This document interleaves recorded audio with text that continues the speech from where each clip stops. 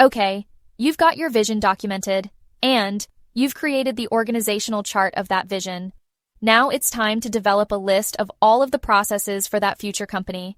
Think of it as a blueprint of your future company in terms of its processes. But how?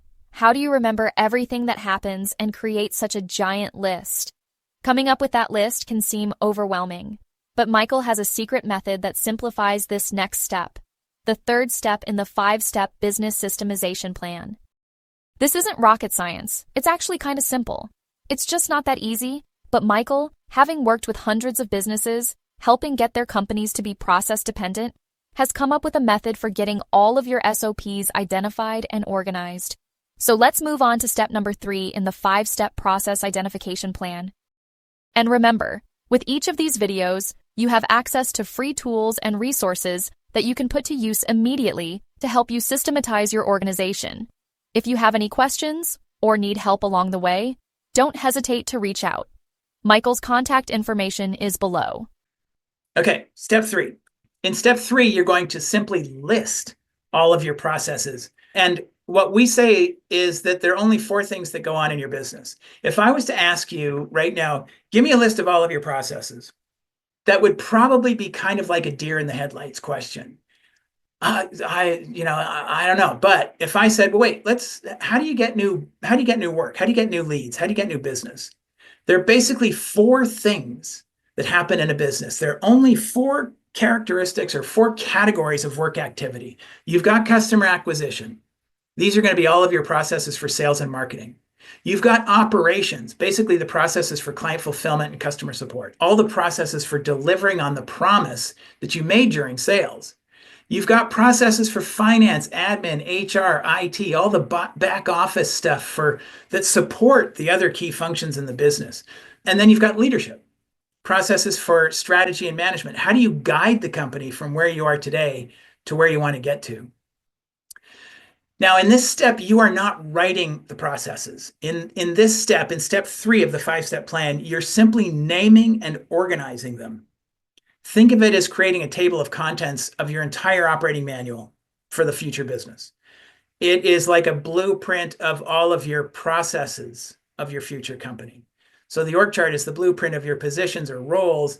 This step is creating a blueprint of all of your processes. Now, remember, we're walking through this 5-step plan. In step 5, we'll start prioritizing and managing the writing and implementation of your SOPs. But for now, in step 3, we're still planning things. We're understanding the scope ahead of us. In TouchStone, you are going to log in. You're going to come over here to the 4 key functions button. And in this case, I will click on Finance, Admin, and HR. This will take you to the area in TouchStone where all of your processes are stored and organized. You will learn in the next step that processes in the 4 key functions are linked to specific roles on your org chart to make it super simple for your employees to find their most current processes. They do not have to search through here, search through all of your processes to find what they need, what they're looking for. They'll find whatever they need simply by logging into TouchStone and clicking on their position. But there will be more on that in the next step in this series. The 4 key functions area is the place where you can think about and organize all of the processes in your company.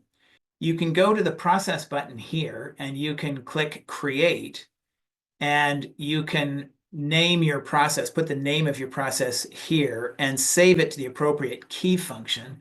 This would be either leadership, customer acquisition, finance, admin, HR, or operations. But this is assuming that you have a very clear understanding of everything that happens in your business. If you need some assistance in getting a list of all of your processes, we have a library of general processes to help you. You can go here, click on General Process Library, and scan through this process list to pick and choose what processes you need, and then download them into your account. Now, this is a list of general processes, and we have a separate list for each key function. We also have libraries of processes specific to industries such as law firms, HVAC, electrical and plumbing contractors, chiropractors, property management companies, as well as other industry niches. Remember, the goal in this step is to simply identify all of your processes, to get a list of everything that needs to be documented, so you have a clear understanding of the project ahead of you.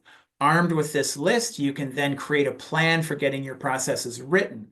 Which are the highest priority processes that need to be written, who in your company is going to write them or edit the pre-written ones that you've downloaded from one of our libraries, and when will they have them written by. You will have a process development and implementation plan for systematizing your company.